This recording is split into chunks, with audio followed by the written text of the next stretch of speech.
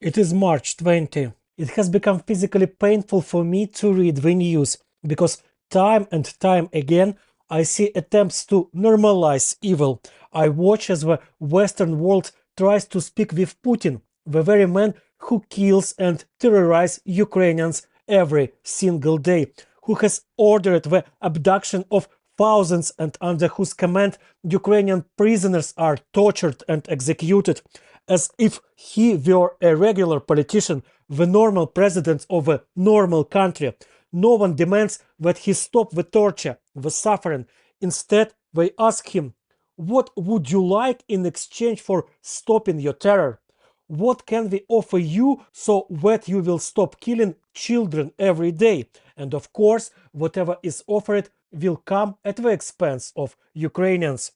I know that by saying this, I will lose some American listeners. Some will follow Vice President Vance's lead and start shouting that Ukrainians should be grateful for past support and keep quiet when the big wise men in the White House decide what to do with us. But I have to say this: negotiating hockey games with Putin, pressuring Ukraine to give up its occupied territories, these are not peace initiatives. These are the normalization of evil and an attempt to force us into surrender. We are being asked to abandon our occupied lands, and that means abandoning the people who live there. They will continue to be persecuted, tortured, murdered, their children taken and turned into Russians.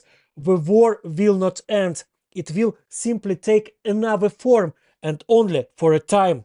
Given a break in fighting, Russia will seize the opportunity to regroup, correct its mistakes, amass strength, and buy a few more immoral American reporters to spread its propaganda in the West.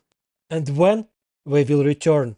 Don't think they only want the ruined cities they have bombed and occupied. They still want to completely erase Ukraine as a state, to either turn Ukrainians into Russians or to kill us. This is an imperial project, a campaign to destroy everything democratic and progressive, to turn it into a swamp and absorb it. It has always been this way, and the American governments used to understand that in the past. Why did US troops remain in Europe after defeating Nazism? Because Russia was no less of an aggressive threat than Nazi Germany.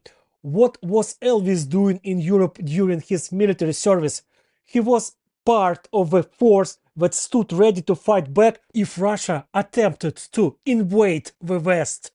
Many in the West still don't fully grasp the future of this war. They think it is simply Russia attacking Ukraine, but that is not quite true. This is Russia's attack on the free world. Ukraine is just the first victim, and trying to negotiate with murderers, bribing them with Ukrainian land, is a betrayal of the ideals of democracy.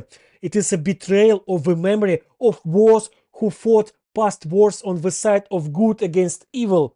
What would those millions of heroes of the past do if they saw what is happening now? What would Elvis do? Whose side would he be on?